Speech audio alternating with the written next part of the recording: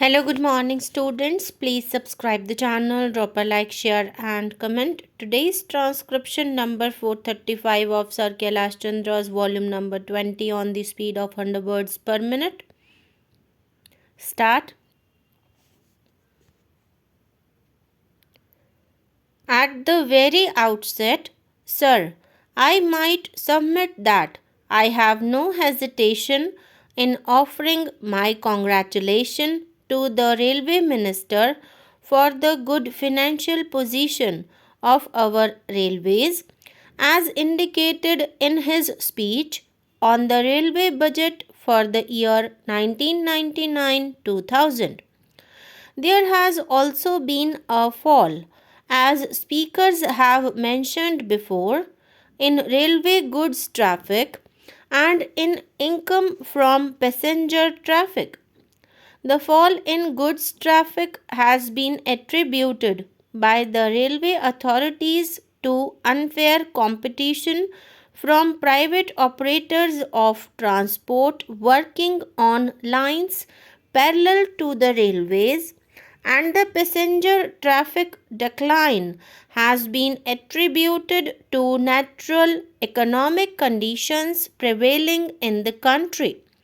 In regard to the fall in goods traffic, I agree that it is the concern of the railways to ensure that the income should not fall, but it should be seen that they do nothing so that the private operators of transport who do a national service would go out of existence.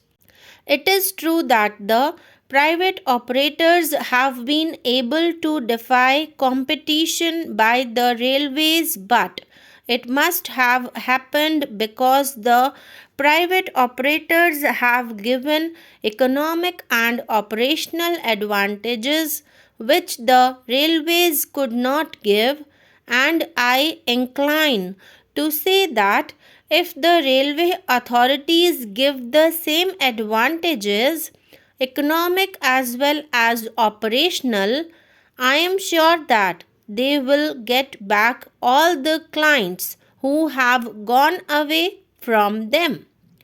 I hope the railway authorities and the government would look into this matter in this view and do nothing so that the private operators go out of existence. There is great need for these private operators, and so I repeat that the railway authorities should think twice and should give their due attention before taking any wrong step that would drive these operators from their operations. The fall in passenger traffic, I hope, is a temporary feature, and I hope also that it will be all right when we recover from the conditions which we passed through last year. The speech of the railway minister introducing the budget has been a very pleasant and good one. There has been improvement in every sphere and activity of the railway administration. The rolling stock has increased considerably, and practically we have met all the demands in this respect. I make a special mention of the engines and locomotives which come out of Chitranjan workshop and Telco workshop. There has been increase of amenities to passengers which is evident every day when we travel on the railways. The welfare of railway officers working in the railway administration has been considerable, and all our thanks are due to the railway administration for this care of their officers. This happy position should not, however, lead to a sense of complacency and undue safety on the part of the railway authorities. The railway minister has already many problems which have defied solution up to date, and he has to work hard and long for solving them.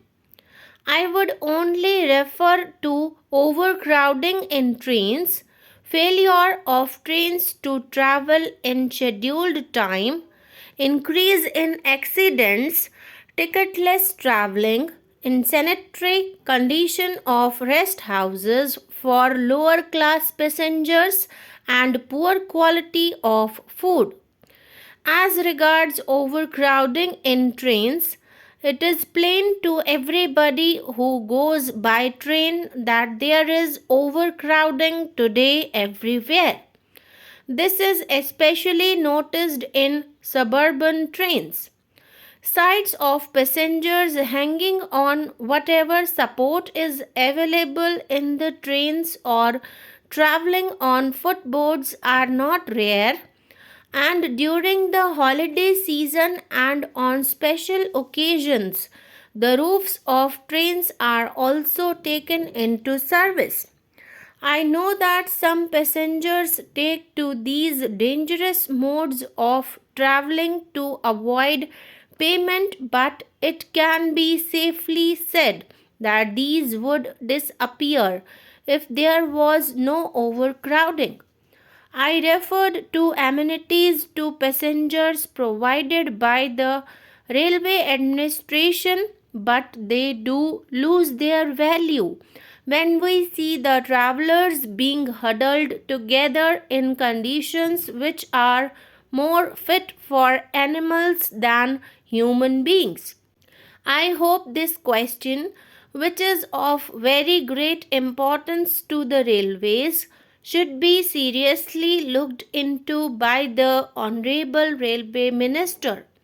The failure of trains in reaching at the scheduled time is a matter which has been more than once before the House and elsewhere, and when the railway minister tried to explain the situation, there were peals of laughter which showed that the minister had not satisfied us.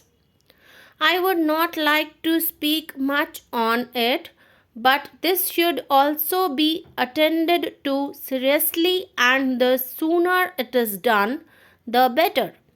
The railway accidents have increased, which is most unfortunate.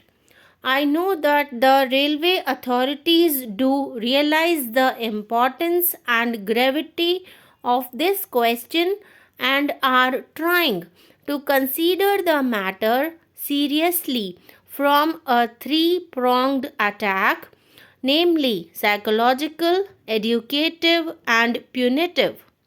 If punitive measures are required, I feel that such measures should be taken severely and effectively.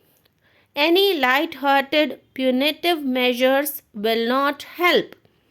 At the same time, I feel that something is lacking in the railway organization.